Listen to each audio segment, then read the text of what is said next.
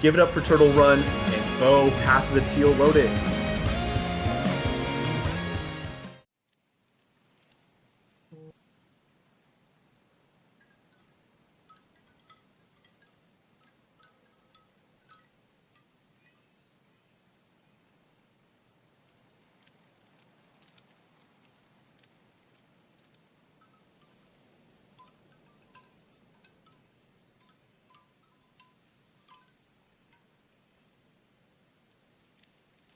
Ready? Ooh, I have heard the signal that we are ready. So hello, everyone from Midwest Speedfest and beyond. My name is Turtle Run, and I am here today to play for you, Bo, Path of the Teal Lotus, Any Percent Unlimited. This is a indie game made by a brand new studio. It's really, really good. As you can see, the art style is just chef's kiss. And so we're gonna watch a little bit of the intro while I give my opening spiel here. So yeah, I'm Turtle Run. Hi. I play this game and also Ori and also this game. It's really good. On my couch today we have the protagonist of this game, Bo. He's a silent protagonist, so he won't be contributing much, but he is here to give me the moral support that I need. A couple things quickly. One, I will be contributing $1 to the cause for every single instance of damage that I take in the entire run. Hopefully, that won't be too much. There's 7 intended damage boosts that I will be taking, but, you know, that could climb pretty high. Give or take. But, you know, we'll make it work in the end. But with this screen, this haiku here, we're almost ready to go. This is lore important, so I'm going to read this off as we get ready here. Drifting tear of moon, where bamboo of crimson loom, the teal lotus bloom.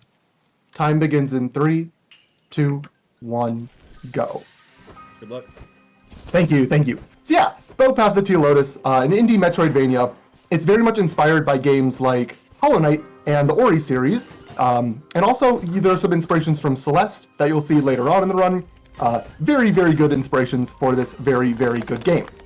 You know, obviously there's also a little bit of Okami in here too, what with the art style and all of the like mythical Japanese references and stuff, but I don't know, like the devs took a bunch of really good ideas, mashed them together, and then added their own little spice that we will see here in just a sec after we talk to our first main NPC who we saw in the intro, Asahi.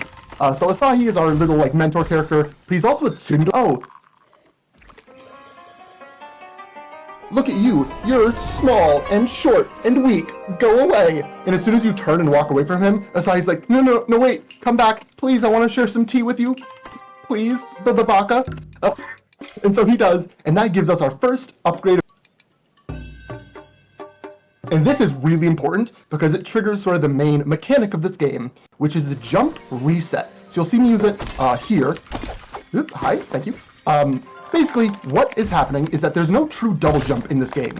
However, every time Bo hits an object, be that a background object, or a breakable, like those bamboo poles, or a lantern, or an enemy, anytime Bo hits basically anything, Bo will get this blue glow around him, and when I have that glow around Bo, I just did that somewhat unintentionally, Bo can jump again, one time in the air.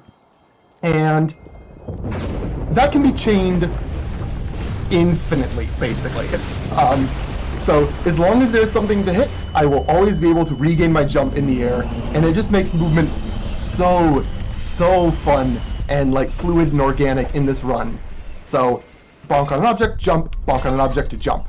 Don't worry about the giant skeleton in the background. I was supposed to skip that cutscene and then totally forgot because I'm a little bit nervous right now. Don't worry about it.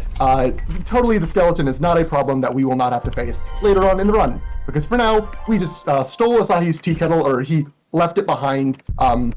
He totally intended it because he's a tsundere, just won't admit it. But we're immediately going to put our Pogo to good use in order to skip a little tutorial just by jumping over that bird. That bird is supposed to teach us how to use the tutorial. But, you know, we already know I'm a speedrunner. I've played this game several times. And so, yeah. So a lot of the like movement and routing in this game sort of turns this game into the floor is lava. Like as you see here, I'm just not going to touch the floor for the entirety of the segment because the versatility of the jump reset is so strong. Like you get your double jump back when you hit anything, pretty much. So we're going to be constantly flying around, and there's even a lot of like strategy to how the jump reset is used, especially in boss fights. Like you're supposed to build combo by hitting enemies without, or hitting the boss without touching the ground. There's even an achievement in the game for beating a boss without ever touching the ground during the boss fight. So I'm going to hope to get that here on our first and easiest boss in the run, Kiri Bozu, or Kiri Bozo, because he's a little dork, and we're going to beat him up for, you know, getting in our way.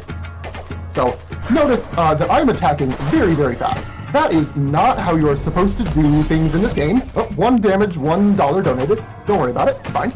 But basically what's happening is every attack in this game is supposed to have a cooldown. So if I attack, there's supposed to be a little bit where I have to wait before I can attack in that same direction. However, you just heard me say in the same direction. That's because the devs coded in like 4 different directions for attack, up, down, left, and right, and each of them has their own separate cooldown. So by attacking up, left, right, or up, left, down, we can get really, really fast attacks in and just shred through bosses' health bars. It's really, really nice to be able to do. But that's Kiri Bozo, done without touching the ground, perfect as usual. And that gets us our next ability in the game, as you can see here, which is the Bat. If you played Ori and the Blind Forest, like I have a bunch, this is the Bash ability, basically, where you can take a projectile, point it in a direction, and then the projectile will, you know, go in that direction. It's a little more limited than Ori's Bash, in that you can't bash like anything in the game like you can in Ori. It's only certain like blue-colored projectiles, like that guy's little rock shot, and it doesn't also redirect bow. So it's definitely not as like game-breaking as Ori's Bash is, but we will definitely still be pulling off a few tricks with the baseball bat later on during the run. So as we fall deeper into the Uzumaki Caves, let's do a little story bit. As you saw in that intro cutscene that I showed off, Bo was just born at the very start of this game, and Bo was that giant, spooky, scary skeleton man, the Gashadokuro. And there is a prophecy, part of which is that haiku that I read at the beginning of the game. See? Told you it was lore relevant. So Bo is destined to defeat the Gashadokuro, but we're not powerful enough yet. Right now, Asahi has assigned us a little mission down here in order to gain some more power. And helping us on the way is this mushroom friend, Shimeji. And so Shimeji has given us our first Daruma doll, Chomper, who you can see up here in the top left. The Daruma dolls are the spells of this game. So they cost T to use. Hi, come here, thank you. They cost T to use, Chomper costs 3, and I regain T every time I hit an enemy, just with that attack. 2 hits, that's $2 we donated, but it's going to grow pretty quickly at this rate. I am a little bit bad at the fights in particular. Yeah, Darumas, right. Here is 3 hits, 3 damage. Awesome. We're off to a start. Alright. I'm a little bit losing control of this fight. Don't worry about it. We'll make it work in the end. Get this. Thank you. Yeah, Darumas are the spells, and they have 3 sort of states that you can use them in. There is 1-eye state, 2-eye state, and 3-eye state. So at default, I'm going to be in 1-eye state. You can see that up here, Chomper only has 1 eye. And that makes him a small fireball that deals a small amount of damage. However, if I fill up the boiling, like, tea kettle gauge on this side of the screen that you'll see when I'm fighting enemies, that upgrades him plus 1 eye temporarily. So that's basically gotten by getting high combo, by not touching the ground, you know, doing good stuff in boss fights, etc., etc. And that makes Chomper a 2-eye, a medium fireball that does medium damage. But there is another upgrade, 3-eye Chomper, that we can't get to yet, but just trust you me, 3-eye Chomper is big fireball, big damage. You'll see him 20 minutes down the road from here, hopefully. But yeah, so yeah, the Daruma are incredibly versatile. You do have to be hitting enemies in order to regain your T to use them, but you know, we're going to be hitting a lot of enemies because hitting enemies gives us our Pogo back. So hitting enemies gives you Pogo, and it lets you use your spells, which get powered up by properly using your Pogo. It all flows together like super duper well. I don't know, I love the movement and combat mechanics in this game. It is just great. In the meantime, if you have watched the anime Demon Slayer, you might recognize the little cosplay that our friend Shimeji has put on his little armadillos. So we just turned in Tanjiro, I think? And this one is Nezuko? I watched Demon Slayer like years ago when it first came out, and am slightly media illiterate. It's fine, don't worry about it. But basically, this is just a cute little reference to Demon Slayer, as Shimeji has lost his 4 Armadillo buddies deep in the caves, and we are going to get them for him so that he can... Okay, little backup strat, don't worry about it, it's fine. So that he will give us the, progression that we need. Also, Shimeji's just a pretty cool guy. We like helping him out. We like helping people out here in charity marathons, so like Midwest Speedfest, of course. But hi, get out of my way, thank you. With one more of the Demon Slayer buddies, this is the one whose name I never remember because he's the worst character in the show. Fight me about that. Even though he has the best color, which is orange, but we have turned them all in off screen by the power of just knowing precise angles. You can just bounce them into the little helmet home without having to even look at it. But we have now gotten our next quest item, which is the shiitake, because Shimeji is a mushroom and it's a key, so it's a shiitake. Get it? Oh, hit the platform trick. That's actually really cool. Yeah, I know. I love this game so much. It's very, very fun. As you can see, ascending with the pogo is really, really cool. We've been descending a lot, but there's a lot of ascending going up, which just makes this game so much fun. But pay attention to this room. There is a really, really hard strat that I'm going to immediately fail the setup for. It's okay. We can do a backup. And up here, you're supposed to go down and break some of these walls, but you can whiff that shot. Don't worry about it. It's fine. We'll just go for the same backup setup again. Hi. Accidentally killed him, so I do need to reset the room if I fail this again. But if you break those background objects and regain your double jump, you can just barely clear that spike pit like you saw there and skip having to do the lower room. That was, what, 2 more damage, so $2 more? I think I'm at 5 now. Someone had maybe need to keep count because this is going to be some money at this rate. But we are now into our first real boss, the particularly unmanageable Armadillo. So the Kirikiri Bozo he was just a little guy, but this is a real boss that can be really obnoxious.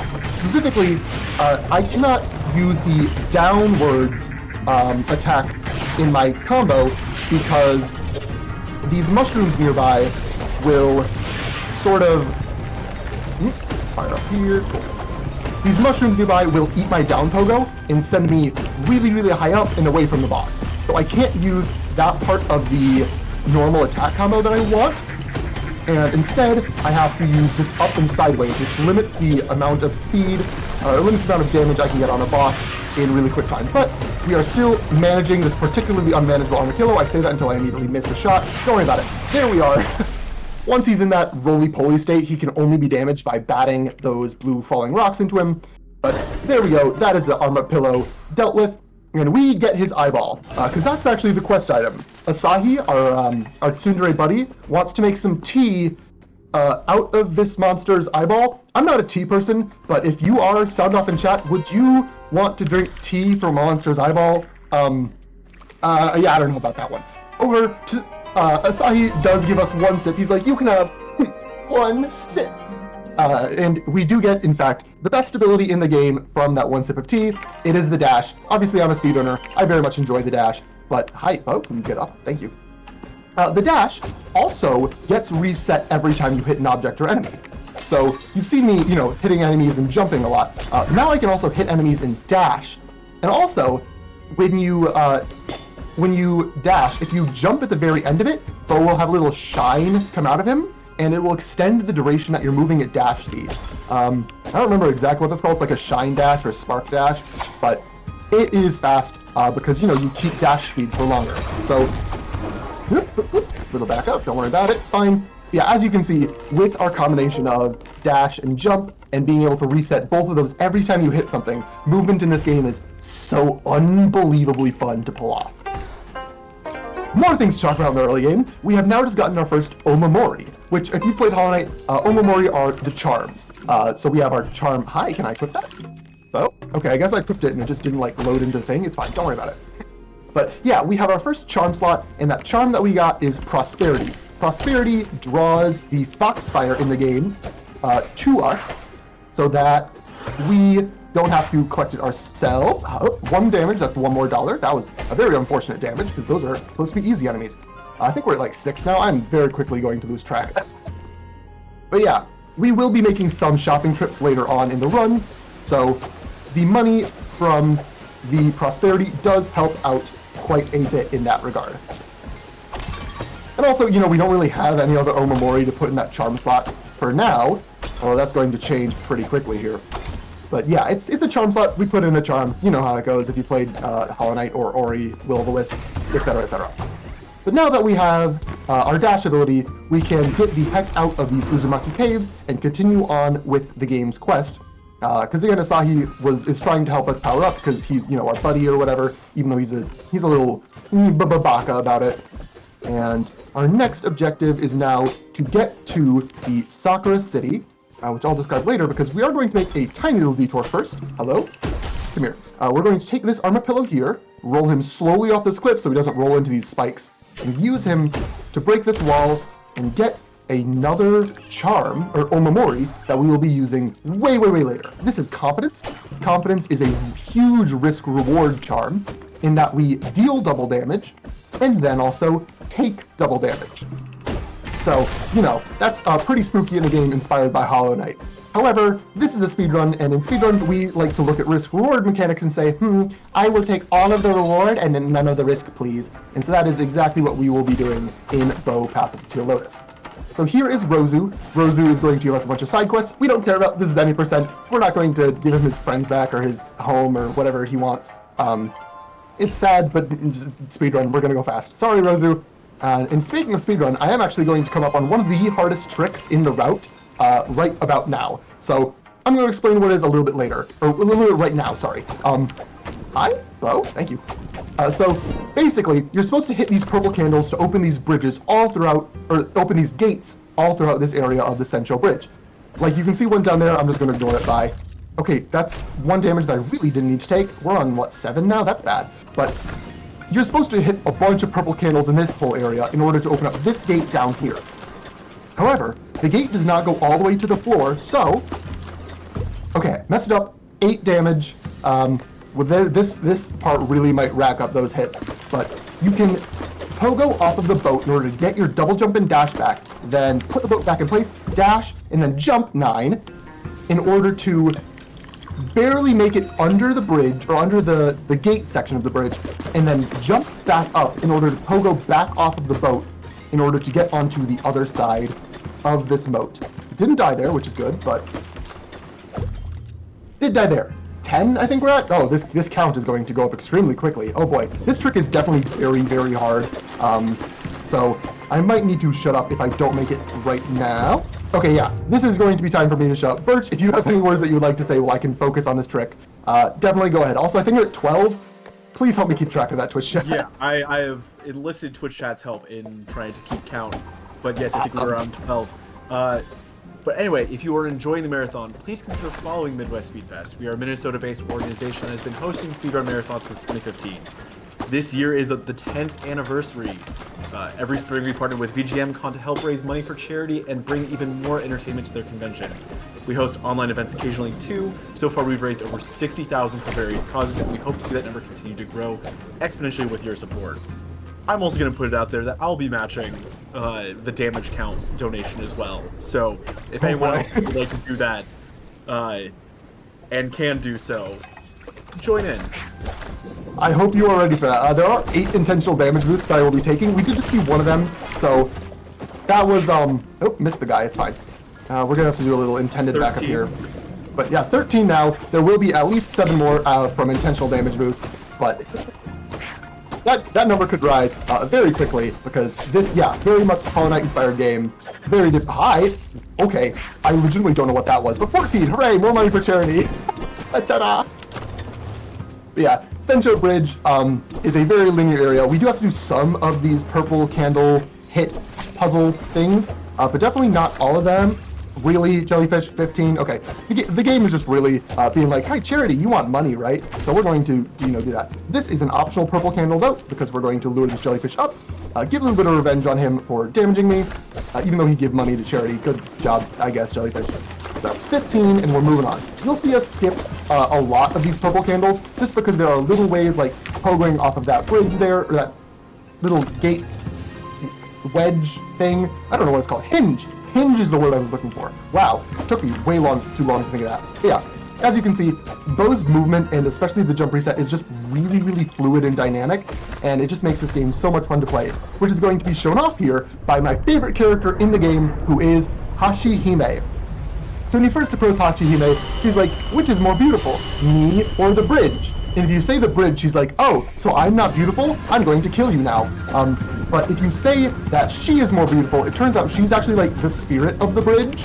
And so she goes, oh, you think my bridge isn't beautiful enough? Well, I'm going to kill you anyway. So no matter what, you get to do the little mini escape sequence with her. And I missed the jump. It's fine. We'll do a quick little backup here. So yeah. But if Hashihime was just that, she would definitely not be, the favorite character for me. And so she returns here and she's like, oh, you survived my first onslaught. Well, I guess that means I get to use my full power. And so she begins a full-on Ori and the Blind Forest style escape sequence. And so I mentioned like way earlier, I am an Ori runner, and I absolutely adore the escape sequences there, and also adore the escape sequences here. Especially with Bo's super fast and fluid movement. Okay, little backup, don't worry about it. We didn't take damage, it's fine. But yeah, basically I'm only going to be touching the ground once in this entire escape sequence, which is right here, it's mandatory. But yeah, just because Bo's movement is so fluid and like you can do so much just if the game gives you like one lantern. And the game gives you a lot more than one lantern, obviously, throughout this entire escape sequence. So we're going to be doing a little skip here, where I hit the thing in the air, got it, in order to just, keep moving as fast as possible. And that, ta-da, is the Hashihime escape sequence done and dusted. However, this game is not just based on Ori, or doesn't just take inspiration from Ori, it also takes inspiration from Hollow Knight. So after our really cool Hashihime escape sequence, we also have the Hashihime boss fight. And luckily for me, this is also one of the best boss fights in the game. I love Hashi's fight. She has these same purple candles that you're supposed to whack, just like before. I have touched the ground, which means I've immediately failed and also taken damage. Cool. This is another one of the fights that you should, in a proper speedrun of this game, be doing without ever touching the ground, which I've immediately failed at. Whoops. But it's okay. One more damage, $1 more for charity, or $2 more if Twitch is not doing if anyone else wants to match. But so Hachi Phase 2 just went off without hitch. If you do defeat her, optimally in a speedrun, she has a bunch of fire-based attacks, and you will just never see any of those. So pretty much a really good fight there. It had a little slip up in Phase 1, but yeah, that is the Hashihime boss fight. We now have to say bye to her. She doesn't appear ever again. She's like, "Wah, you're so mean. Get off my bridge, please." And as much as I would like to chill on this this bridge because I love this sequence, we do have to go on and progress with the game. Whew. Little stretch break here. The game just has a little cutscene where we see the Gashiroguro, big, scary, giant skeleton. He is fueled by the power of evil and hate and anger and rage and torment and all the bad things in the world. But right now we are getting into Sakura City, which is a place that has a leader, the Sakura Shogun, who's put up a barrier around the city that prevents evil from getting in and makes it always sunny and daylight. It's a beautiful place, obviously with this game's art style especially. So yeah, Sakura City is going to be our main hub of the game. The Sakura City, or the game follows a very spoke and hub model, where this is the hub and a bunch of different areas go out in spokes around it. I'm going to actually make sure I skip the cutscene this time because this is a pretty long one. Asahi is standing outside the gates of the city and he sees you and he's like, "Oh, Bo, you can't be here. You have to run. Hide now." And then Bo just kind of sits there, unmoving for the 30 whole seconds right after being told to run. It's great. But that is what introduces us to the Sakura Shogun, who comes in and he looks at Bo menacingly. It's very ominous, and you'll see why later on the run. But we're going to just blitz on through Sakura City for right now, in order to get to our next objective on this side of the map, the left side of the map, which is Megumi Mountain. So we're going to take our shrine here, and psych, I lied, we're actually going back. there is something very important that we still need to get in Sakura City. And the way what it is fast travel. The game tries to introduce you to all of the different shops and places that you can go in Sakura City by scattering these tablet fragments all throughout 5 of the different shops. And if you get all 5 of them and talk to the librarian, you gain access to fast travel. So even though this quest takes a little bit, it's fast travel, speed run, fast, good. And so we are going to be, doing all of that and getting the 5 tablets from the 5 different shops. Some of these shops we will actually be coming back to, like this one, the ramen shop. The ramen shop gives us health upgrades, which you need a special currency to buy. We don't have any of that now, so we just get a temporary upgrade so that we can unlock his tablet fragment. Yeah. Can I hit the guy up top? Hello? Okay, you got a little off screen, it's fine, don't worry about it. This is the weapons shop, where, talk to him please though, thank you. After we clear all these dust bunnies, the janitor/apprentice here gives us our tablet fragment, and we are going to be coming back here. The weapon upgrade is very, very nice. Even if the main blacksmith isn't here, there's a whole side quest in order to unlock her, but side quest, this is any percent, we're not going to do it. But the janitor can give us 1 upgrade, and it's really good. Also really, really good is this shop, talk to him though, goodness. The Daruma shop. So like I mentioned, the Darumas are our spells, and they can have up to 3 tiers of power. I only mentioned how we get tier 1 and tier 2, but this shop is how we get tier 3. So by spending an awakening ink, this black vial of ink, you can permanently upgrade a Daruma like we just upgraded with Chomper. I'll talk about what that means in a sec, because we also grab Ken here, our next Daruma. Ken is not super useful for combat. What Ken is actually useful for is movement. I almost forgot to buy the tablet fragment. That would have been awkward, but there we go. Yeah, Ken has a shuriken that he throws out that you can stop anywhere, and the shuriken actually acts as an object in the world that you can pogo off of. No other Daruma leaves an object like that, which is, makes Ken super unique. And by pogoing off of it, we regain our dash. So basically we can dash twice in the air. Ken is good. I don't use him a ton because I'm not super confident with my Ken pogos, but hopefully I'll be able to show off at least 1 throughout this run so far. But that is our 5th tablet fragment that we have now got from the Dragon Daichi, who uses some wizard dragon mind powers to teach us how to fast travel. We'll talk about exactly what he does in a sec, but I'm actually going to just ignore that for now, because something I also need to do a lot in the run is save quitting like this. So when you save at a shrine, the game sets that as your respawn location for when you quit out and quit back into the game, like I just did. And when the game does certain flags, like that Daichi trigger, the game doesn't actually save your spawn point right next to him. It actually, okay, 1 more damage. That's 17. It's fine. Don't worry about it. It saves your state with all the flags, including the quest flag for fast travel, but it doesn't save your respawn location. Really? Okay, that guy's gonna be super rude to me and just be at the very bitter end of his cycle. So we're gonna try him again and miss him. Whoops. Basically what you're supposed to do with this little lantern guy is go and do some stuff in this side room over here in order to get a better snowman. But you can just barely hit him with that snowman from below, and it's faster. So by doing that, we are continuing to ascend Megumi Mountain at the speed of sound. This room is really, really fun and fast if you get it right, so hopefully I get it right here. Whoop. Okay, a little bit of a backup, but hey, yeah, there we go. It's like you can see, Bo's aerial movement is just so good. It's just, I can't gush about this game's movement enough. It is so good. High 17? What are we at? I don't remember anymore. If you just took one right now, that would be 18. 18, all right. Yeah, that's going to climb quickly. This room has the weasels. The weasels are obnoxious. They are RNG. They will come at you from random directions. You can hit them in order to regain your dash in midair, but, sometimes they just come at you from a really unfortunate direction, and then you're sad. So, we made it through. It's fine. 1 damage, money to charity. That's fine.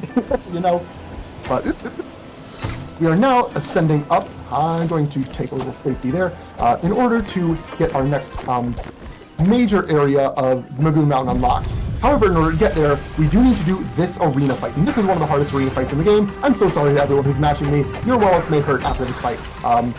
Although I did phase 1 really well, you die, please, thank you. And phase 2 is definitely the hardest phase. These Yuki Onna, that's what they're called in Japanese lore. These Yuki-On enemies are incredibly mean. They will spit 3 ice shards at you, and fly just out of range. 19, and I do want to save up Chomper for that little bit there. But it's okay, 1 damage on that fight isn't too bad. Let's come up to a sequence break now. Let's talk about that. Wow, so much. So usually, these red lanterns, you can hit off them like other lanterns, but you can also grapple to them. This one you're only supposed to be able to grapple to is a little too high, right? Well, this background object here gives us enough height in order to be able to get up to the lantern, which you can pogo off of to get to the next grapple lantern. And therefore, get to this segment of the game with high 20 without having grapple. And so that was not originally developer intended. The devs didn't know you could do that until, speedrunners pointed it out. However, it is, the devs have embraced it, and I'll show you exactly why later. But, hi, come here, thank you. Ooh, these ground enemies have such small hitboxes. 21, thank you, Weasel. 22! Okay, I have 1 health left. Let's actually be safe here. Okay, hi. Oh, the Weasel! Weasels. It's totally fine. That is 23, and hey, more time for this run and donations and charity, etc. Yeah, we're not supposed to be here without grapple. However, you can do the fight without grapple, which is what I'm doing or trying to do here. But while I get back to that point, this is a great time for some donations from Professor Burt, or any message really. Yeah, just want to reminder for anyone who may be joining us currently right now, you are watching Midwest Speedfest Tune-Up, online speedrunning marathon raising funds to help us purchase better equipment for our on-site events. 24. 25. Like our upcoming 25. Like our upcoming marathon this April at BGM Con, Minnesota. Today's our last day of the marathon, showcasing amazing speedruns from our community. To contribute, go to donate.midwestspeedfest.com or type !donate in chat and follow the link. With this, we'd like to improve our camera setup using funds from the event, looking at 2 high-quality webcams at price about $160 each. On top of that, we'll need mounting arms, USB extensions, lighting, etc., bringing the whole set to about 500 total. And it's with those donations we will improve not only improve the quality of our cameras, but allow us greater freedom and flexibility with where and how we place them. So please, we hope you can make a donation if you can. If you want to match Turtle and I on the damage count, feel free to do so. Whoa. Sorry, back up.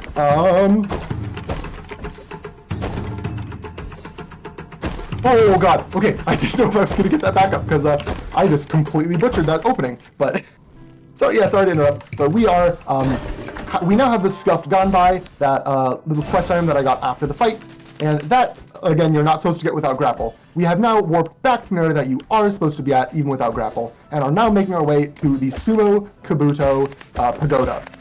Which you just saw me do the first of several mini-games that we will need to do here, where it's target practice and smash, bow for smash when, but after nearly messing it up, I did manage to clutch it out and gain the respect of that one sumo beetle down there, who gives us the ability to get up into the Kabuto Dojo proper. And normally, if you came here first, you would be stopped by that guy, who is the referee for this sumo dojo, because you don't have grapple and have not gotten his Scuffed Gun By. But we did that even pre-grapple, so we're doing a little sequence break here. And the reason that I say that is an intended sequence break is because of this fight here, this auto-scroller minigame against the sumo beetles, where we have to stay in the middle of the ring while hitting them out. In the original patch of this game, the only thing in this arena was this drum that you're seeing me bounce on right now, which you're supposed to grapple to. However, without grapple, you could still do this fight. It was just incredibly inconsistent, as you had to wait for one of these beetles to fly low enough that you could hit them and then use the jump reset to get up to the drum. So it was just kind of a waiting game while hoping the beetles would fly low enough that you could jump up and hit them.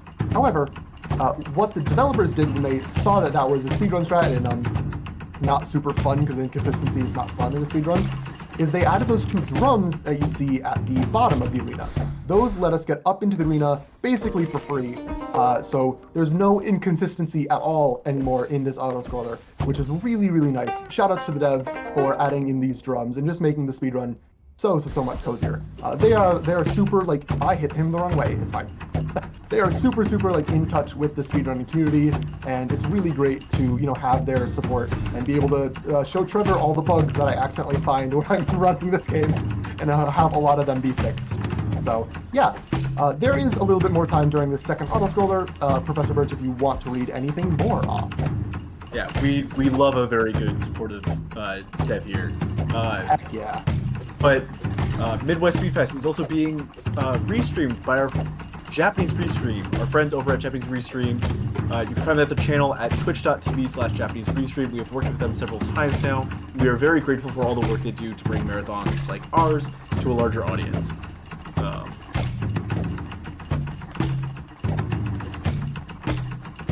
Okay, we are almost done. You can see that bar at the bottom if you wanted to follow along. I probably should mention that. Oh well, we are now done with that auto-scroller. And after that little calming break, we actually get into the hardest boss fight in this category. This is, no joke, this Kabuto Yokozuna, the Sumo Kabuto Yokozuna, yeah, what a name. He's a menace. He has an incredibly large hurt box that I am attempting to avoid while I hit him constantly. But, okay, dash away from those snowballs. Those are RNG pattern. We just got it by one, but hey, it's fine. Yeah, his hurt box is enormous. If I am too close to him, I will be taking damage, and it will be bad, but also I need to be close to him in order to hit him. So there's a lot of give and take, especially in this section where he is flying in midair, and these three, 29, I think? I don't know. These white little balls are chasing us, and they will, you know, consistently home in on us and be really annoying, and I fell, it's fine.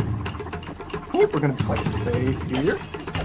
Yeah, his hurt box is huge, and he's swaying side to side during this phase as well, so it is extremely easy to be right next to him. He sways into you, and then you just take damage and are sad. But nice little break here while I manipulate his arms to stay a little away from him, so I can hit him while he cools down off that phase. Yeah, 30, baby. Woo, let's go. Yeah, this fight is extremely terrifying. Oh goodness. 31. Woo! We're hitting big numbers, baby. Let's go. But he should be done soon. I have 2 health left, so I can play a little risky. Okay. Oh, yeah, that is, like I mentioned, the hardest fight in this category. There's definitely still more fights, but we'll do a little trickery to make them much better. There will definitely be points where I'm taking damage though, because there's a lot of platforming too, you know, Metroidvania stuff. So 31 is our current total. Wow, I was not expecting to get this high. I'm so sorry, Professor Birch. Anyone else? Good. It's all going to a good cause. Indeed it is. And also, we have now gotten the glide ability. If you've played a Metroidvania before, Ori has one, hang on, like every Metroidvania basically has one. You know, you go up in air, you can also slow your descent, it's pretty nice. But again, remember that we were supposed to have grapple in order to get up here and get glide. Hold on. Oh, I messed up the trick. Okay, I'll explain that later. It's really hard and I'm inconsistent at it, and we won't go for another one for like 10 more minutes, it's fine. But yeah, we're basically not supposed to have glide before we have grapple. But the skip allows us to do it, and we will still need to get grapple. Every major ability in this game is like a requirement in order to finish out the very end game. But the way the game intends you to get things is grapple, then glide, then stomp, then wall climb. And in order to do that, you need to, from Sakura City, go to the right side, and then the left, and then the right side again, and then the left. So it's back and forth, back and forth. It's backtracking, like a Metroidvania. But by getting glide first, what we do is instead of going right, left, we go left, left. And that means we save on the backtracking trip to the right side and get the entirety of Midori Forest and Kitsune Burrows done all in one trip, which is huge for time save. So that is where we are going next. But before that, we do need to get a little bit of upgrades now that we are here in Sakura City again. And so our big one here is this Daruma Jingu. Jingu One Eye has a couple of homing projectiles that are really weak. They only do like 1 damage each. It's pretty bad. Jingu Two Eye has 6 homing projectiles that are also really weak and only do 1 damage. Pretty bad.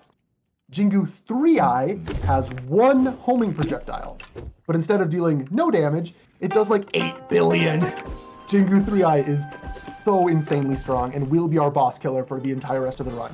Yeah, Jingu 3-Eye absolutely, like it makes a little floaty hand and then it just crunks on an enemy. It's so satisfying. So yeah, we will absolutely be using that for the rest of the run. We're also going to get another health, so I don't die again and add even more money to that growing damage counter. Whew, yeah, lot to go over in Sakura City. And next, we are going to head over, like I said, to the right side, the Dori Forest, where we will get into a little bit of what I consider the theme of the run. It's a little bit of a joke, but it's also true. And the theme of the run is that Bo here is very, very good at therapy. There are a lot of people that we help out. It's protagonist stuff, like people have problems, and we as a protagonist are going to help them out. But people's problems in this game can be fixed with therapy. That's what we're going to do.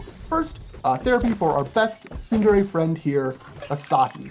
Asahi has caught, unfortunately, the Depresso Espresso, and as a spirit, he's actually going to die if he doesn't, get happy.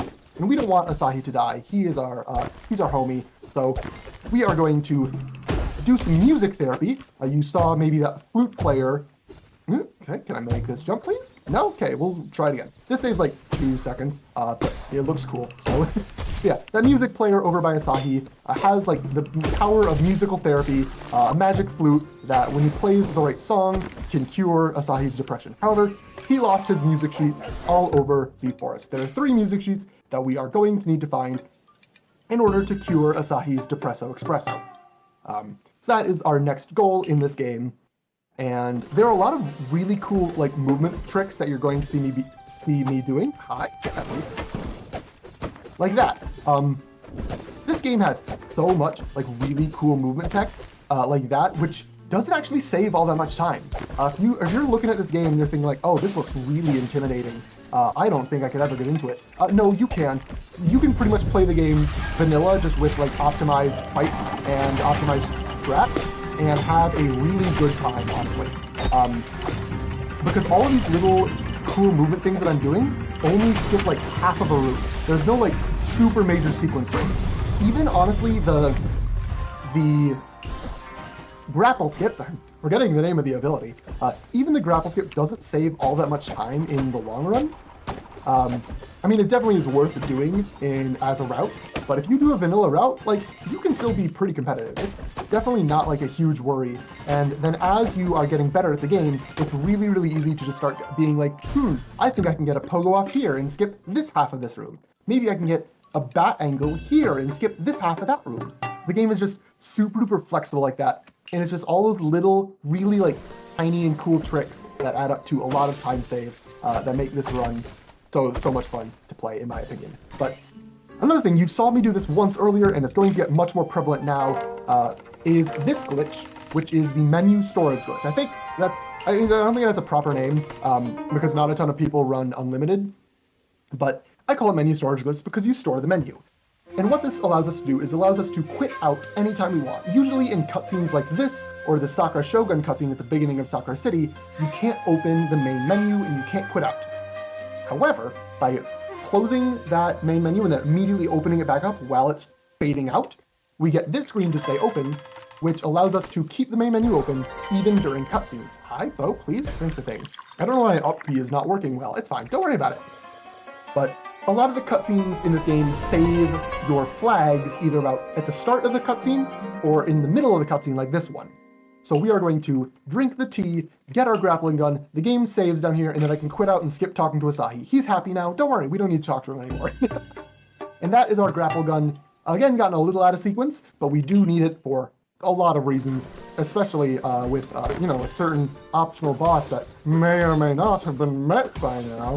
I don't know. Actually, I do know, debated, but we now have grapple. It's very much been hit. Heck yeah. So, yeah, we have grapple. As you can see, grapple lets us go upseas on certain like enemies and like world items. It's pretty fast, as you can see. It's not like the greatest ability in terms of speed, just because you can't use it everywhere. You need to have, a grappleable object.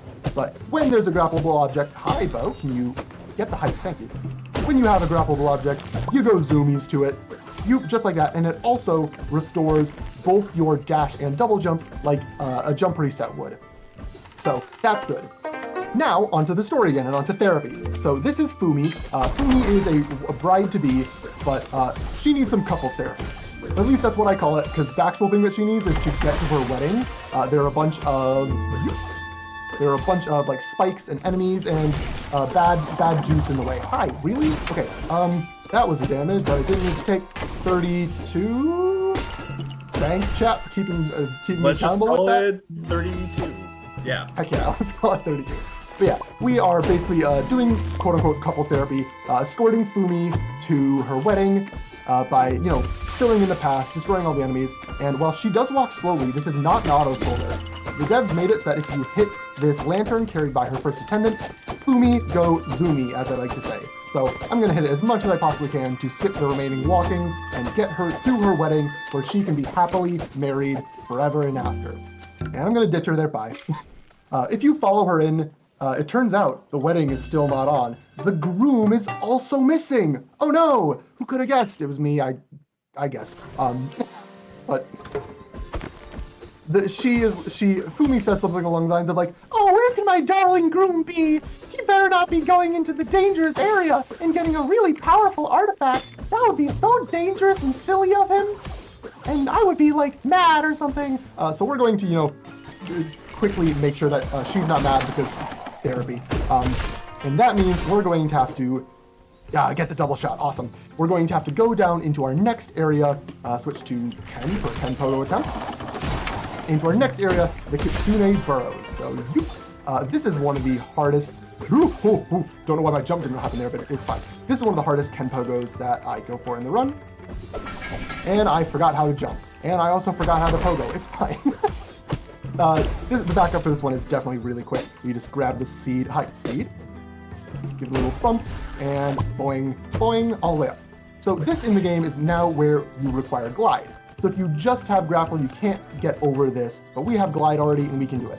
There is actually another sequence break that you can do in order to get up there without glide, and that one is also dev intended. In fact, if you do it, there's a character who speaks to me. He's like, wow, you're not supposed to be here yet. Good job. However, we still need glide in order to... Hi, spider, don't touch me. We still need glide in order to get through the very, very bitter end of this right side section. So if we were to do the intended glide skip, we would still need to do a revisit in the right side. And so the grapple skip is better for the speedrun route because of that. So now down here, we are talking to Mochi and getting the best upgrade in the game, which I already said was dash, but it's dash again. We get dash twice because now our dash is the Tsuki dash, and the Tsuki dash has an incredibly important property for the speedrun. The Tsuki dash now has iframes. The first half or so of the dash, when Bo has a little pink trail behind him, is iframes. So that means I can clip through enemies, clip through those laser walls, clip through attacks. 33. I don't know why that wall just didn't let me through there. Weird, but who cares? Make sure I switch to Chomper here. But yeah, iframes, very, very nice in a game with boss fights like Bo. So you'll see me forget to dash. It's fine. 34, money for charity. That's what that was. And Mochi here now gives us the rest of our objective, or rather his objective. He was hired by the Kitsune to come down here and deal with their insect problem. And we are going to do that for him with the power of... Okay, hit that shot with a backup, cool. With the power of our bat. So what you're normally supposed to do, you can see in this room, you're supposed to... Hi, fall down. You're supposed to go into each side of the room, find one of those explosive little nest things, and then bat it into a bug spawner in order to defeat them. However, with this main shaft, if you get a precise angle, and you hear the jingle, that means that you can actually hit those 2 of the 3 bug spawners without even having to do their intended puzzle rooms. And so that lets us really, really quickly go on here, talk to Mochi, be like, hey, we did it. We didn't even see them off screen, but the jingle played, so we got them. And Mochi's like, yeah, that's cool, bro, whatever. And gives us a really strong ability, and one that's also required for the game, which is his signature Mochi Mallet, aka Stop. So we are going to take that and use it to break through a floor that you'll see right here in just a sec in order to get down deeper into the Kitsune burrows where we need to go. This is also a requirement for the left side. Like I mentioned, you have to backtrack to Megumi Mountain. So here's the floor, and I'm not actually going to stomp it just yet. If you remember, dear viewer, from like 30 minutes ago, when I said we would revisit the weaponsmith, well, it turns out there's actually a back door into the weaponsmith right here, where we can talk to Kogi, the apprentice janitor guy, and he will upgrade our staff.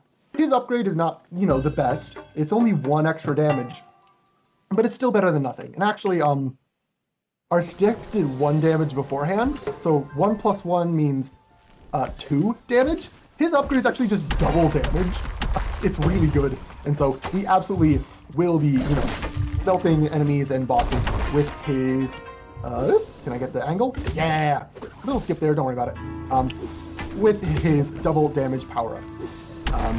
So yeah, we are now down here in Kitsune Burrows. There are a bunch of insects. There will be an arachnophobia, like full-on warning, a little later on. But these little guys, in my opinion, are pretty chill. We're gonna do a quick backup. So please down. Thank you. You go dash jump. Mess it up. Okay, I'm just really messing it up. It's fine. We'll just do the intended strat, even if it's a little slow. But you can hit the enemies in order to get your dash and jump back, and then dash and jump up around the side of the wheel instead of going the long way around like I had to there. But I messed it up a bunch. Don't worry about it. And now we are continuing our way down into the Kitsune Burrows. Honestly, I think this is one of my favorite areas in terms of the run, just because, like I mentioned earlier, there are so many little tiny, time save tricks, like this dash angle. Okay, we heard the jingle. I got it. Good. That skips doing, this entire, half of a room. It is barely any time save, but, it's cool. It's cool to know all these little tricks and then perform them in a run. I don't know. This game just feels like so much fun to play and run. I can't express enough how much I love playing this game. Like this room as well. You're supposed to go loop, you fall down, do a whole section over here. If you just use that little ledge there, you can just not fall all the way down and then immediately break that lantern and get right on up. So yeah, super, super easy. But I did mention this a second ago. It is now time for the arachnophobia warning. If you don't like spiders, you might want to look away for this next boss. If you do like seeing spiders get squished, I promise I will be beating the crap out of the spider, but this is the Jorogumo boss fight. And if you know Japanese mythology, Jorogumo is a man-eating spider. In this game, she is a fox-eating spider, and our buddy Bo is a fox, and also the groom for the wedding, Iwao, is also a fox. So we're in a little bit of danger here from the man-eating spider. We're going to try and free Iwao stealthily, but unfortunately we are detected, and this is the Jorogumo boss fight. So the Jorogumo is, in vanilla, a pretty hard fight. However, this is any percent unlimited, which means I have now unlocked all the abilities I need to do this. I'll explain what that was in a sec, but just know, yeah, it looked like a stomp. It was so much more. So I need to make sure I equip Jingu, and we are now going to absolutely demolish this fight. Just completely melt this fighter into oblivion. Oops, make sure I bounce off you, hit you, bounce, so I can stay in the air. Because, staying in the air is nice for combo, and, make sure I grab this, hit it into her, break her shield, awesome. Slide on down, and get back up into air, where she will continue to walk around. As you can see, she's doing very little, and that is because of what I did at the start of the fight. That is called invincibility glitch. And as you can see, it gave me invincibility, and I was able to pretty easily sweep the floor with poor Jorogumo. So the way that works is that the Tuki dash that I got gives me a state at the start of the dash where I have full invincibility. Nothing can hurt me except for the spikes on the ground, because you can't just clip through those. But enemies, enemy projectiles, hurt boxes, etc., those will not hurt Bo in that start of the dash. However, the dash usually, you hit the second part of the dash, and that doesn't count as a damage to me. It doesn't count, unless you want it to count, but I'm not counting it. I don't know why Iwao swings weird. He's weird like that, but more time to explain. Yeah, so the dash, usually when you get to the second half, it removes. Okay, you're just going to be in the way, aren't you? Okay. I'm gonna have to deal with this guy. It's fine. Wow, don't hit the shot. Cool. Yeah, usually the dash's second half takes away that invincibility state that you're in. But if we interrupt the dash in the middle of the invincibility group, the dash never takes away your state, and so you just keep invincibility. There are, however, two things that will remove your invincibility. One of them is transitioning between rooms, like this, which just reset Bo's state, and therefore you can't keep invincibility forever. The other thing is if you dash again, because if you dash again, the game sees the second half of the dash and goes, oh, I should take away your invincibility state. And so it does. That means that if I want to keep invincibility glitch up, I cannot use dash at all.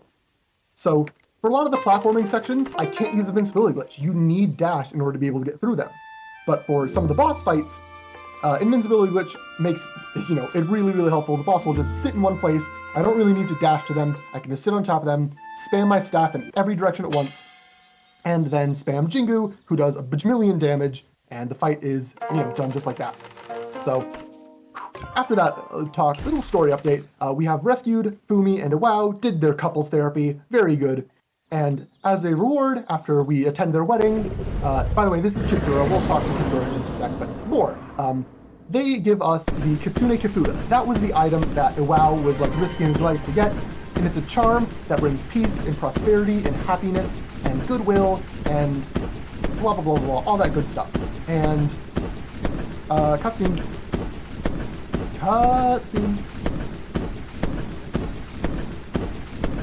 Okay, we're just gonna walk back up there. Don't worry, more time to explain. Kitsura is going to be rude, but don't worry, we'll be rude right back. Trust you me. Thanks to all of your generous donations.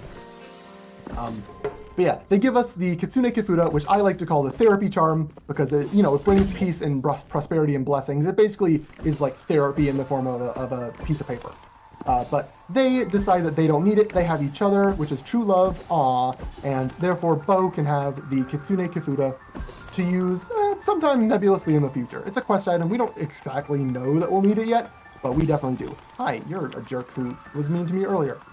But yeah, you saw Kitsura there. Let's talk about Kitsura next. Kitsura is an optional boss fight in this game that you can attempt incredibly early. All you actually need in order to fight Kitsura is grapple.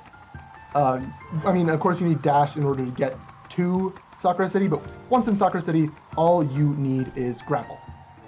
So you can fight Kitsura really early. It is an insanely difficult boss fight if you do it at that stage of the game, because you are very unprepared. You don't have a bunch of your Daruma upgrades. You don't have a bunch of health. You don't have invincibility dash. So it's hard. However, we have a bunch of ingredients that make this fight, nice and easy at this point in the run, including invincibility glitch. So Kitsura's fight begins. If you walk away and ignore Kitsura, Kitsura doesn't like that. Kitsura wants to play. And so we are, in fact, going to go play with Kitsura. Oops, trigger invincibility glitch. Because if I don't, this fight is hard. I have not actually, done it vanilla since I did it in my casual playthrough, which I did with only grapple. And man, this fight with only grapple is so brutal. I can't express that enough. You see these fireballs that are coming out of Kitsura's tail? Those home in on you and will chase you down until the end of the universe in order to damage you.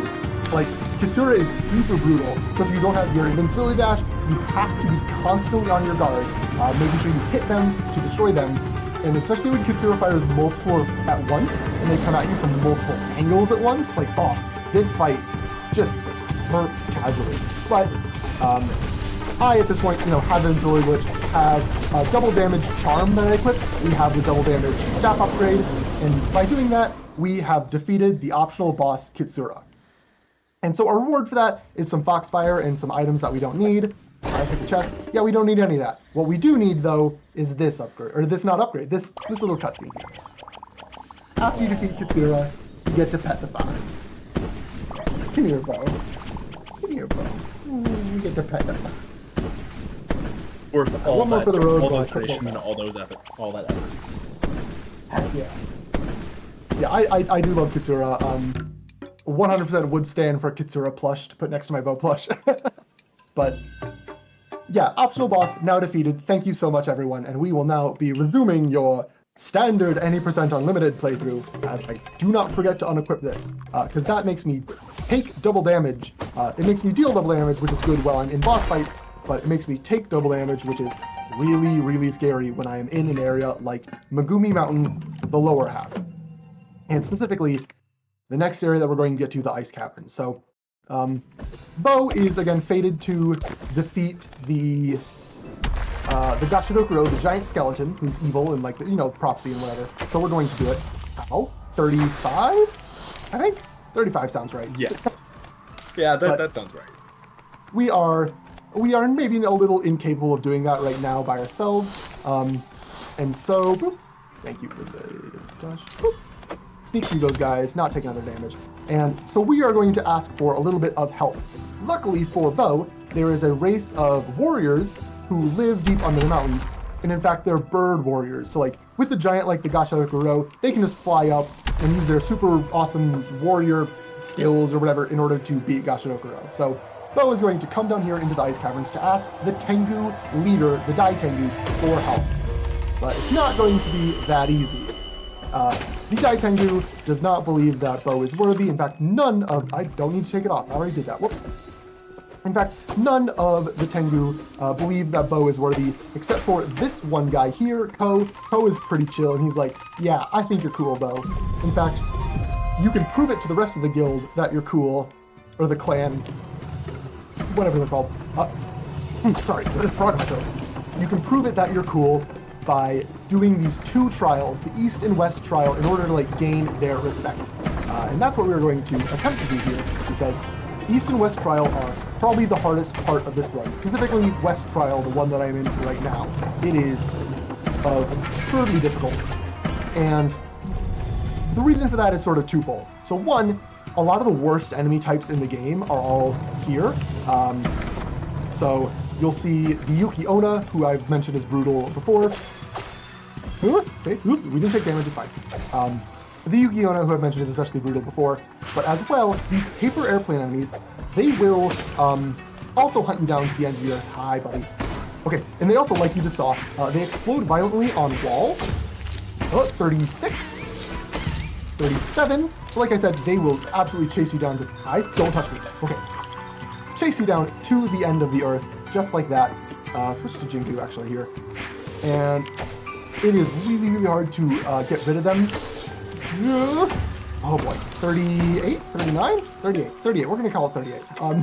Unless someone wants to trick me, but debated. Oh, got it. But the thing that really makes these enemies especially brutal here is that 2, 3, 3. Hi. You're in a casual playthrough supposed to save at a shrine at the top of this area that will refill your health. And, you know, generally be good. 40, 39, 40. Close enough. But we are not going to do that because it is faster not to. Oh my god! He's still chasing me! 40 or 41. I'll let someone in the chat decide. Let's go at 40. 40. I think we've been off one. But yeah, basically I am not going to be able to heal at the top of this area at all, which also means that if I die, I have to go all the way back down and do the entire West trial again. It is incredibly brutal to 41. God, I am just a wreck right now. Don't worry about it, it's fine. This is definitely the hardest part of the game. It gets easier from here. That, stay off me. Thank you. But yeah, we don't get to save, we don't get to heal, so if you mess up and don't heal, you're just keeping that damage for the entire rest of the thing. I am going to play it marathon safe and heal. However, that requires me hitting an enemy. I didn't mention this because I don't want to heal much, but every time you heal, it costs 5 tea from your kettle. So I have to hit enemies 5 times in order to get enough tea to heal once. And then I have to hit 5 more in order to heal again, which was pretty slow as you saw, but we played it safe because up at the top of this West trial, there is a boss fight against Soku, the Tengu warrior. And I will not be using invincibility glitch for this boss fight. Because the 42, it is slow. Soku, as you can see, is up in the air a lot, dashes around a lot, and... Did I stay on top of it? Yeah, we got on top of it. Cool. That saves like no time, it's cool. Yeah, he has a small hurt box, he dashes around a lot, so if I am not using dash, this fight takes way, way, way longer, and it shouldn't be too bad to beat him without invincibility glitch. So that is what we're going to do. We are going to use, or not use invincibility glitch, and take him out just like that. So 42, more than I would want to be, but this invincibility glitch less boss fight is now done, and we don't have to worry about him anymore. Good, good, good, good. So Soku gives us the first feather key for defeating the West Trial, but beyond that, we are also going to talk to this little monkey man here. I just failed the trick. And that means we have to do all of West Trial again. Oh, that was a huge mistake on my part. I am so sorry. To the estimate of this run.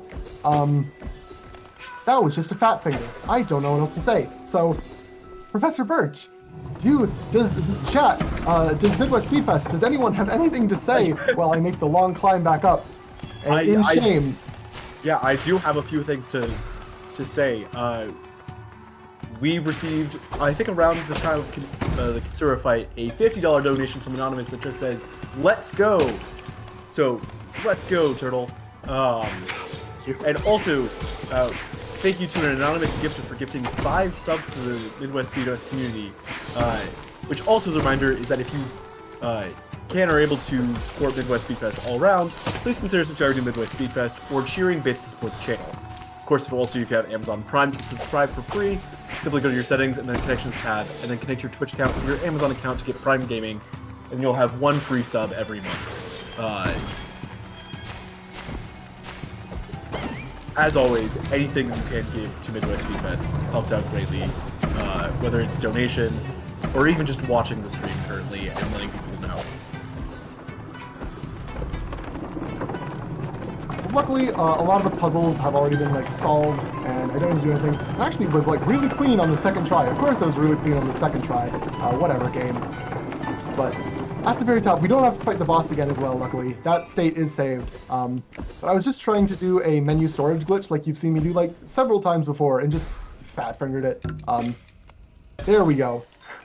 No menu glitch or no saving and quitting this time, because we drink the tea that the monkey gives us, and this gives us our final ability upgrade of the run, which is wall jump and wall climb. So that might not sound super impressive, especially if you played other Metroidvanias where you get that as your first ability, but Bo's wall climb, or wall roll as it's called, is actually incredibly fluid and fast, just all of the movement of this game. And I don't know, wall roll is legitimately really fun to use, as you'll see here, because we now have our full toolkit heading into the East Trial. We have dash, we have bat, we have grapple, we have glide, we have wall jump, we have, I don't know, everything. We have everything. I'm totally forgetting half the skills. Don't worry about it, because, you can see that once we have our full kit, I am going to absolutely schmoove through East Trial. I think East Trial is substantially easier than West Trial. There's a lot less enemies in this area. It's more platforming. And man, again, with all the tools that we have, you can see the platforming just slaps. And we also have a couple cute skips, like hitting this icicle or not hitting this icicle. Cool backup here. Don't worry about it. Never mind. Less cool backup. I am apparently still frazzled from that earlier misstep. We're going to go for it again because the icicle should have respawned. Boop, hit that icicle. There we go. And that lets us get up there. Again, doesn't even save all that much time. It's like a second maybe. But just chaining together all these cool little micro time saves is just, it makes this run so fluid. I don't know. I can't express it enough. I love this game. It is so absurdly fun to play. Can we make a cycle? Yo, we got it. Cool. Oh, hold on, please. So, we're going to wait on this cycle just out of paranoia. But yeah, East Trial does still have the caveat that we cannot save at the top if we want to play this optimally. So, again, if I die or fat finger the menu glitch, again, we will have to do the entire, 43? We're going to call for it. Unless I'm wrong, in which case, hi chat. But something that the game doesn't tell you that makes this section even faster is that you can actually hit these ice blocks with your staff, and that will give you the double jump back in midair. So we as speedrunners absolutely abuse that by hitting all these guys like this in order to get a quick double jump, a quick 44, getting a quick air jump in order to speed things up. Right? Ooh, go. Okay, that was a weird angle. Don't worry about it. It's fine. Yep. Can I make it over? We can make it over. Cool. I probably should not be going for risky strats with this much money already out of my wallet. But who cares? It looked cool, and we got that one at least. So, coming up here now to the end of... Yep. This isn't... 45. That was just a mistake on my part. I always think this area is a little longer than it is, just because, I don't know, I like to play it super fast, as you can see. It's just like, man, this area is basically done already. No, it's not. I've made several mistakes, unfortunately, but yeah, it means we get more movement in direction east. East trial. I know what my... Oh, east? I thought you said west. But 46. You know, it's charity. Heck it. Why not? And also the 47. It's charity. Heck it. Why not? This is actually bad. Like I mentioned, we can't save at the top, which means we also don't get our full heal at the top. And at this point, there are no enemies to hit to regain our, what's it called, our tea kettle. So I'm going to be going through with 2 health into the next thing, which, I mean, you know, it's a boss fight. Bonk. Okay, let's play it safe, because again, I do have 2 health, and there is a boss fight coming up. Grapple! 46? 47?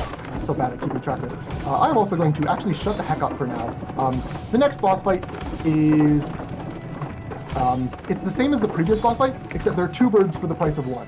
And I have 1 health. So if I get hit again, I am doing the East Trial as another Walk of Shame, which would be very bad. Oh, yeah. Professor Perch, if you do want to say anything, I 100% am just going to focus up here.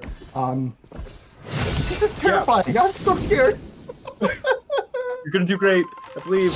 But yes, we do still have the Nicktoons Attack the Toybot mid-war incentive for the final character choice open. We also just opened up the character choice mid-war for Super Monkey Ball Banana Mania. Choices between Amigo, Crewmate, Godzilla, Hatsune Miku, and Steve from Minecraft. And we also do have another goal incentive for a Retro Game Challenge 2 in Super Demon Returns. So please, exclamation point donate in the chat. Get those donations in to those incentives.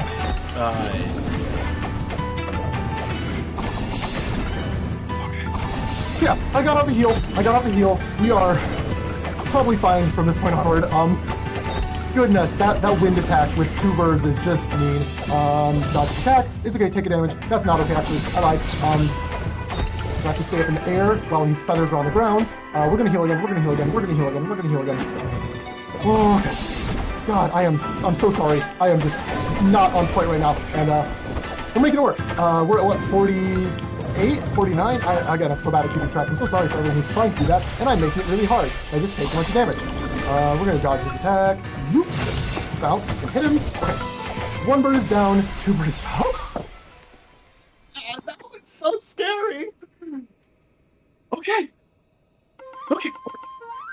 Breathe. I should have just used invincibility glitch probably, but this is the same as the previous bird fight where they move around a lot, as you saw, and so using invincibility glitch means I can't dash, which means they might like push me away from them.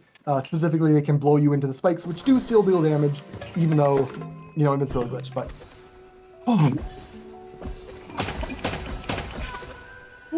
what a stupid thing to have happened. I'm so glad I didn't have to do the walk of shame there.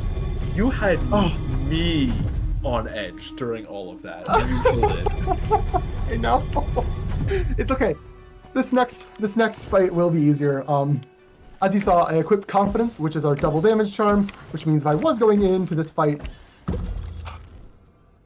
What the actual hell is wrong with me? That's 2 damage, by the way, so we are now at 51. I think we are at 50. 51, yeah. 51, let's go. That is big number. But we are now into the next fight, which after 1 bird comes 2 bird, and after 2 bird comes 3 bird. So this fight is really, really hard casually. But there are a couple of things in the speedrun that make it a lot more convenient for us. For one, the birds all share the same health pool. So by damaging 1 bird, I'm actually damaging all. Damaging all 3 of the birds together. And conveniently, the Daikengu, the leader of the birds, does not have the same movement that the other birds do, and he likes to stick around the top of the room a lot. So unfortunately I did fall down here, but stomp, and you can just sit on top of the Daitengu and deal quite a bit of damage to him, and that deals damage to the other birds as well. So we are now into the final phase of the fight, where the Daitengu is going to be incredibly mean. When he has this orange glow around him that you can barely see because I'm hitting so fast, his entire hitbox is actually a hurt box. You basically cannot attack him in any safe way during that phase, unless you happen to be invincible and can then sit inside of him and, you know, be happy. So invincibility glitch definitely saves that fight from going the way of the other fights and being scary. So we have now earned the Daitengu's respect. He's like, yeah, even though you use invincibility glitch to cheat a little bit, you are cool and we will help you out. First off, with this Omamori Serenity. Serenity gives us a small increase to our damage when we are at full health. And turns out when you're invincible, full health is pretty easy to have.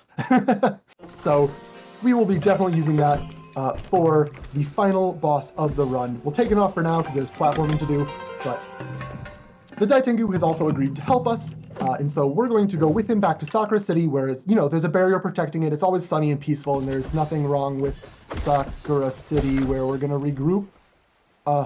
This doesn't seem right. Sakura City shouldn't be dark and gloomy with that enemy, because there's supposed to be no evil here. That's concerning. If you like dogs, maybe look away for 10 seconds, because the way that the game really shows us that it's concerning is that there's a bunch of noise, and then the Gashirokuro steps on the dog.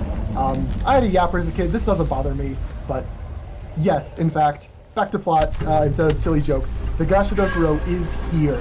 He has absorbed enough hatred, anger, cruelty, evil, etc., that he has broken through the barrier and is now wreaking havoc in Sakura City. It is now or never. Bo has to fulfill the prophecy and stop the giant evil skeleton from destroying everything. Luckily, we do have the Daitengu, who we have recruited to come help us out, and it's, hold on. This isn't the Daitengu here. This is Ko, who was the Tengu who was friends with us from the start, and who believed in us before we even needed to do the East and West trials. Where's the Daitengu? We did all that work for him, and he's not showing up? Oh, come on, man. So yeah, the Daitengu just straight up doesn't show up. We only need to fight him to set a flag in order to trigger the start of this Gashirokuro boss fight, who, as you can see, is really big, and this is sort of a Shadow of the Colossus type boss fight in the middle of a Metroid room, which is an inspired idea. I absolutely love this fight casually. You have to wait for his arms and his legs to all move up. You do get a little free taste of him the first time around, as Ko does help you fly about halfway up before dying, but we're going to skip it. We're going to skip all of it. As you saw there, that wall climb there gets you high enough, and then by bouncing off those projectiles, you can get up into the air and fall all the way down. All the way down, that's not good. Then we don't have Ko to help us get back up. Spoilers, there's actually a better way to get back up than flying, and that is 1 damage, 52, having him step on you. That was intentional, by the way. You see we teleported all the way back up to the top. And that's because the checkpoint on the ground in front of the Gashirokuro does not go all the way up. By bouncing off of these little ghosty girl enemies, we can, in fact, get onto the Gashirokuro's foot, which is not solid ground, and therefore does not set the checkpoint. Oh my god, okay. Weird glitch, it's fine. Okay. That can just sometimes happen. Unintentional damage there, but what's my health at? My health is 5. Oh my god, there are too many of them. Oh, that. So I had 5 health. We took 5 damage there, so 56. That's an unfortunate glitch that can happen where the game does not spawn you exactly on the checkpoint, and that's because the Gashirokuro is moving constantly, because, you know, he's a Shadow of the Colossus boss fight. So I got spawned over the edge of that fire in panic, and that gave enough time for the ghosty girls to catch up to me, which is unfortunate, but hey, it means we get to see the Gashirokuro trigger skip again. You just stand on his foot, let him step on you. 59, because this is intentional damage boost. We have to take it in order to do 60. That was not intentional, I promise. I'm sorry. As we get our way back up, I'm going to make sure that I get the actual skip again, because it is very easy to miss. If you are just slightly too low or don't land on his foot, oh my god, okay, 62, 63, I have 1 health left. Please do not come after me, ghosty girls. But if we do this right, we can get into the Gashinokuro's head and end this giant evil menace for good. Open up the menu anywhere glitch because there's a long cutscene. Basically what happens is we use that Kitsune Kifuda, the therapy charm, we slap that inside of the Gashinokuro's big brain, or lack of a brain rather, because he's a skeleton. He doesn't have, a brain inside or muscles or whatever. And the Gashinokuro explodes because he can't take all the joy and positivity that the charm brings. So the Gashinokuro is defeated, the world has been saved, and peace can now reign. But that's not the end of the run, dear viewer. After we buy another health upgrade, because boy have I been using those up recently. There are a couple of unanswered questions. Specifically, the fact that the Gashadokuro was not born naturally. No, the Gashadokuro was summoned. Someone specifically said, yeah, I want the 63. I want this giant menace to come and destroy the world. And so, that's not good. We need to figure out who did this and be like, hey man, don't. So that's what we're going to do. Our first stop in trying to figure this out, and in fact our last stop, is the Sakura Shogun's Imperial Palace. So Sakura Shogun is, super strong guy. He made the barrier around the city, but the barrier also failed. We're going to ask him what's up with that too. So we're here at his palace where we are going to investigate, be like, hey man, what's up? What's going on here? And etc. etc. However, the Sakura Shogun has disabled his elevator.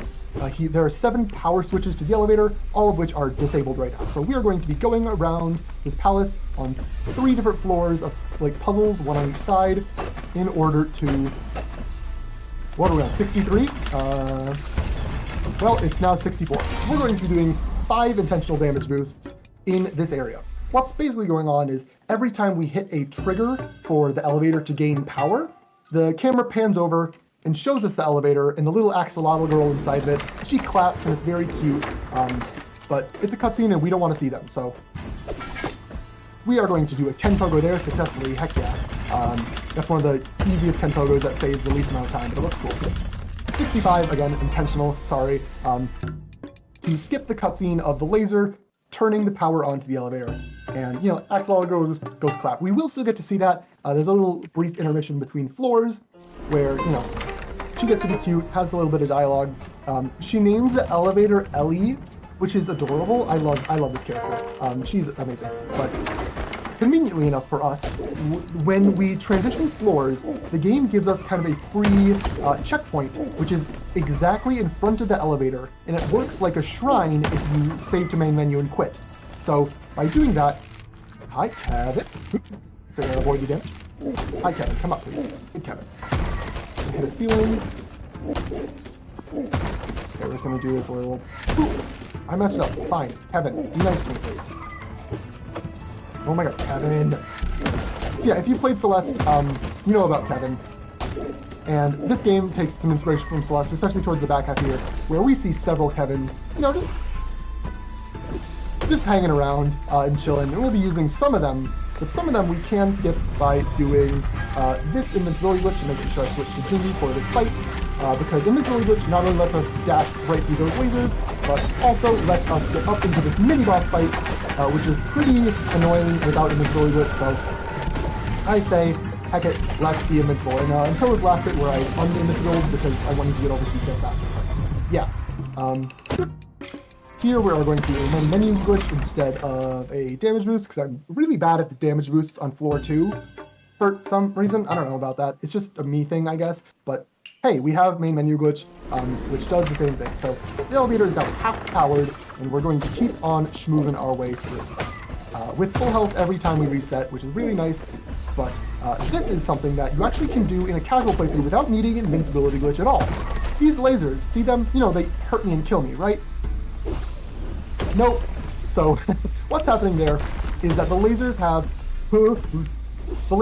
a little separation from the. I guess I didn't get invincibility glitch there. 66. We'll show it off again. That's cool. The lasers have a little separation from the wall on one side of the laser. So that only works with one side, not both. Make sure you get invincibility glitch. So, please listen to my commands. We're gonna do it again because I don't trust this anymore. Okay, that was definitely it. Yeah, there we go. Yeah, some lasers do need invincibility glitch, but there are a couple of lasers that are positioned in just a way that you can slide your way through them so long as you are exactly touching the wall, no less than that, which is convenient. And again, it works in any percent, no major glitches as well. So, 67, don't worry about it. I just wanted to finish this fight fast, thank you. So I dash at him because he likes to run away, unlike the satellite enemies, which will stay in place. But alright, break the wall, dash this, main menu glitch, and okay, floor 2 completed. 67, oh boy. There's still 2 more intended damage boosts to come up, and then the final boss, which, hey, we're gonna use invincibility. I'm sure nothing will go wrong. It'll be great. So, okay, hold on, that means 69. Sorry, I can't help but laugh at that. If that's true, I will be incredibly impressed. But there is still floor 3. Floor 3 has some more tricks and traps in our way, like these lasers, which, it's the same thing as the previous lasers. Those are aligned on the same side, and therefore by sliding right along the wall, we can skip them. We're also going to be doing a really small skip here, but it looks really cool. And in fact, if you remember from like an hour ago, boat skip, this is the same like principle as boat skip, where you get your dash and double jump back, dash under a wall, and then jump back up into it. So, switch to Ken so I can attempt and probably fail at. Okay, didn't get enough height there, but it's okay. We'll just do the backup and play with Kevin here. That Ken Pogo is incredibly hard and one of the hardest Ken Pogos. Okay, well there goes 69. That is now, what are numbers? We're at 68. We're going to take 2 more intentional, is why I was saying 69. 68 now.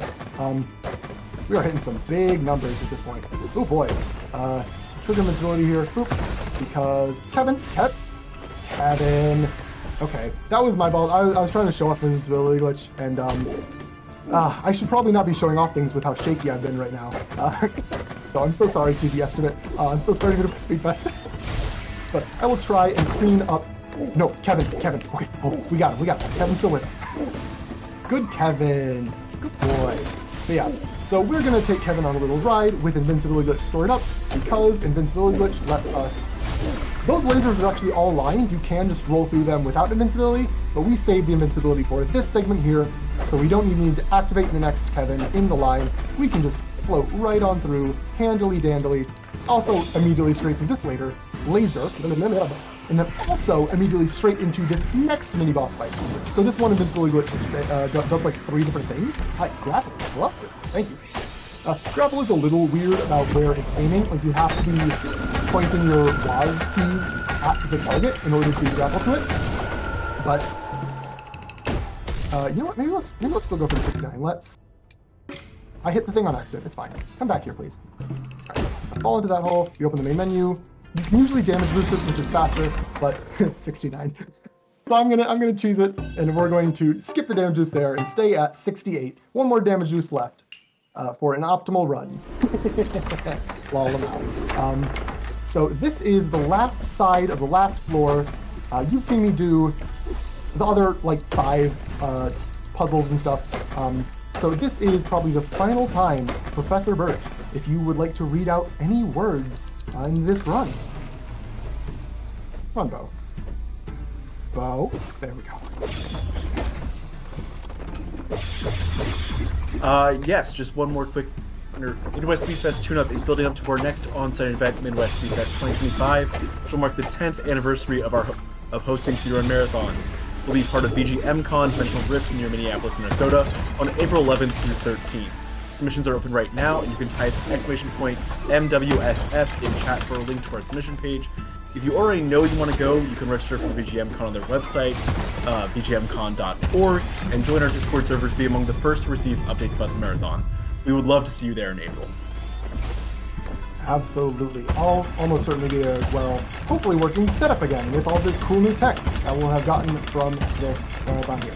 But last one near puzzle. This one was an absolute troll casually, but I know it. It's 3131.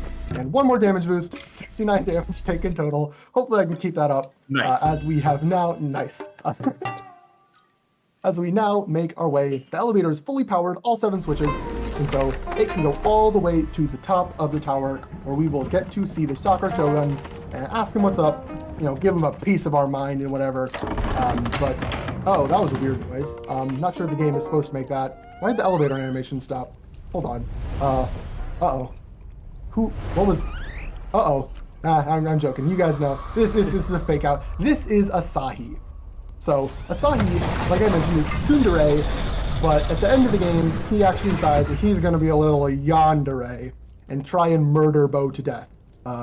And this is the final challenge of any percent unlimited. There is still a final boss that we will, cheese with invincibility glitch. However, for the most part, I cannot use invincibility glitch during Asahi, and you'll see why in just a sec. So this is the real final challenge of any percent unlimited, and it is a very fun final challenge because Asahi is a big fan of the game Celeste, and in particular, the battle line segment. Ta-da! So Asahi's fight is a Dodge Net Laser is a mimic of the battle line fight, which is a really, really fun idea with Bo's movement mechanics. I absolutely love the Asahi fight. It just flows so well when you know how to do it like I do. You just zip around. I'm taking a bunch of little shortcuts like this to spot Poop Asaki on the snoot.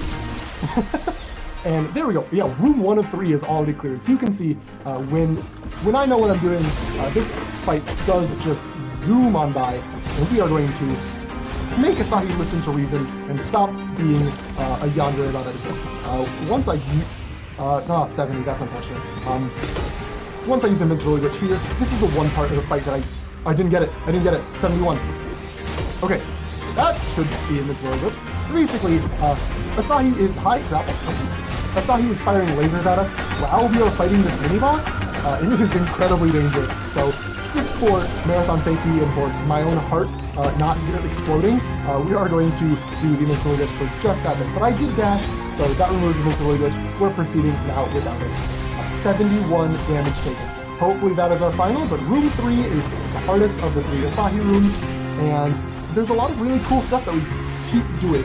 Like, some of this, like this section you are seeing me do pretty vanilla, where there's just a straight vertical shaft. But room 3 has quite a bit of little tiny skips that save like micro amounts of time if you want to add them in, and I do want to add them in because they look cool.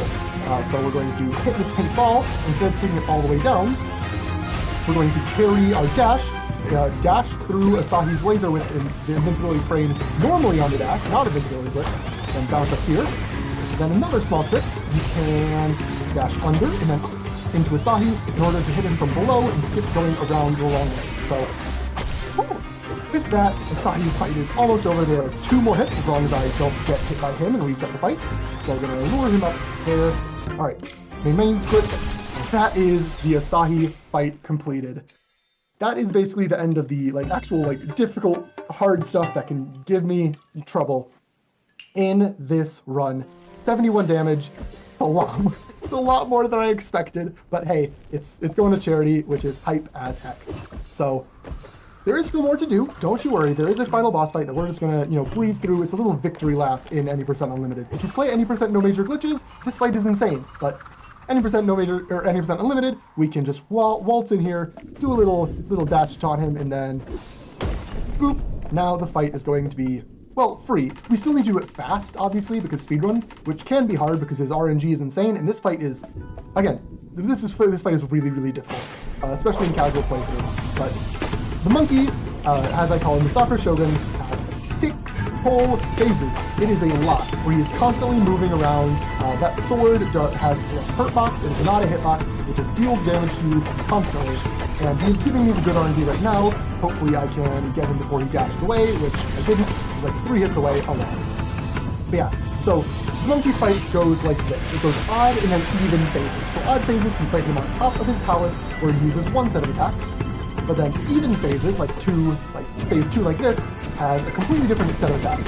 And each one takes place in a different location where you previously fought a boss. So this is he's the one down here. This phase is the Kitsune Burrows, where we fought Jorizumo Whalers. And so each, you see, there are the grapple points and the little tugs that we saw in Kitsune Burrows, that each of these little mini arenas is different. And I really like that little send off to the entire game in the even phases. The odd phases are a little more annoying in my opinion, where every time you come back to the roof his attacks get more powerful, but they're the same set on the same plane. And oh, he gave me bad RNG. Thank you, monkey. Alright. So yeah, there's quite a bit of mean RNG for monkeys, but I managed to stay on top of him, and that is already halfway through the fight.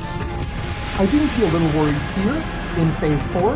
This is the Ice Cavern section, where all of these platforms made of ice will break after you touch them. So I need to be very, very careful not to fall down, because I cannot dash back to the center platform. Which one is the real one? It's this one or this one?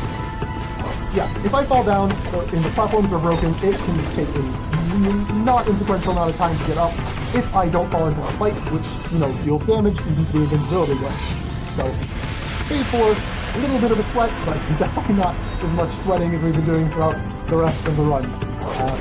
Phase 5 coming up. This is again, oh, he's giving me really weird RNG. Monkey, how many? I'm gonna see if I can bounce off of those. Nope, I cannot.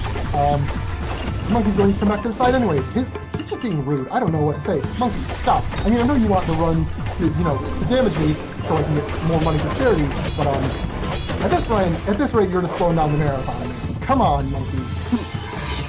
Come on. So here we are in Phase 6, the final phase fight, taking us back to the Midori Forest where we fought Kitsura. Thank you again for that. And this is the easiest fight thanks to the wind that helps us get right up to Monkey Man. It is this one. The right one is slightly less, faded and sketchy. I don't know how else to say it, but it's just really clear. It's pretty hard to recognize an Iron Battle, but that is Sakura Shogun boss fight. He's not defeated yet, though. He is going to use his full power and unleash his ultimate attack, which will absolutely destroy Bo. But here comes Asahi, who is actually going to turn Tsundere again and help us this time instead of trying to kill us. And we will be able to take out the Sakura Shogun. A little bit to wrap up the plot, the one to summon the Gashido was actually Asahi, believe it or not. And that's because the Sakura Shogun here was trying to become God, gain a bunch of power, and Asahi saw that even though the Sakura Shogun is his friend, he's like, whoa man, maybe let's not be God. That's kind of dangerous. And so he summoned the Gashido specifically to summon Bo, so that Bo would gain the power of friendship or whatever. Hi, can I get this bounce, please? Bo would gain the power of friendship or whatever and be able to defeat and stop the Sakura Shogun. So we're going to go for you. Make sure I equip pen here. One last trick, or two last tricks to end up the run. We're going to dash. Okay, I messed up the sequence of things, but that's okay. We can back up using the crane. Basically, those Ken Pokers that give you your dash back in the air, you can save your jump until you are under the lip of a platform that barely can even show on screen. You'll see it here in a sec. As I get closer, we're going to do this. The Ken Pogo. Okay, whew. That's unfortunate because I don't have enough currency to do it again. But man, I was really hoping to get out one last cool thing in the run. Oh well, I'm bad at those, so you got to see a couple throughout the run, and we're just going to gently take this crate over. But yeah, so we were summoned in order to stop the Gashidokuro with the prophecy, and Asahi used that to get us strong enough to stop the Sakura Shogun from becoming God. And so we're now in heaven, where time is in 3, 2, 1 now. Sorry, should have announced that a little earlier. GG. That's Bo Path the Teal Lotus, any percent unlimited. I was horrible. I'm so sorry to our estimate. You were. But yeah, so some quick shoutouts as we end out the run. First off, shoutouts to the devs of this game, Chris and Trevor in particular. You'll see them here in the credits. They are so in touch with the speedrun community. They've done so much to help us. The two of them even did a little showcase speedrun race against each other, which some of us runners did commentary for. That was so much fun. I absolutely adored that. They're so in touch with the community. I can't thank them enough. This game is amazing. You're awesome, both of you. Shoutouts as well to the executive producer of this game, Cephazon, who the reason I know about this game in the first place is because I was roommates with Cephazon at SGDQ 2023, actually. And as we were introducing ourselves, I was like, hi, I love Ori. And he was like, oh, really? Well, I happen to be executive producer on this video game that takes inspiration from Ori. And from that moment, I was all ears, all in. This game is amazing. So shout outs to him for introducing me. shout outs to all the other runners of this game, but particularly Sawa Yoshi, who is a part of Midwest Speedfest, this very marathon, in fact. Not playing Bo, as much fun as it would be to see more Bo, but what Sawa is doing, actually, is at the very end, it's the last run of the marathon later today, Sawa is playing Celeste, any percent, one-handed. Sawa is incredibly talented. Please catch that run. It's going to be so cool. Shoutouts to the rest of the community as well. Like Viz has been pushing any percent, no major glitches. I know Natier and Mason are also doing really well there. Spike, Spill OJ, Mr. Sir, the French person whose name I always forget. There's a bunch of people. It's a small community. There's only like 10. I'm trying to remember all the names and failing. I'm so sorry. But if you want, please join. Again, the devs are really into it. Small community, but really, really good people in the community. Shout out to Midwest Speedfest for letting me ruin their marathon schedule with this run. I'm so sorry. And with that, you can find me at turtlerun2412, twitch.com/turtlerun2412 if you want. You might see me practicing the next game that I have planned to submit for the Midwest Speedfest in person these next couple days. But other than that, yeah, that'll be me. That'll be all. Bo is amazing. Bo is so cute. Everyone make sure to pet your foxes. Thank you for watching, and have a great rest of the marathon, everyone. Bye-bye.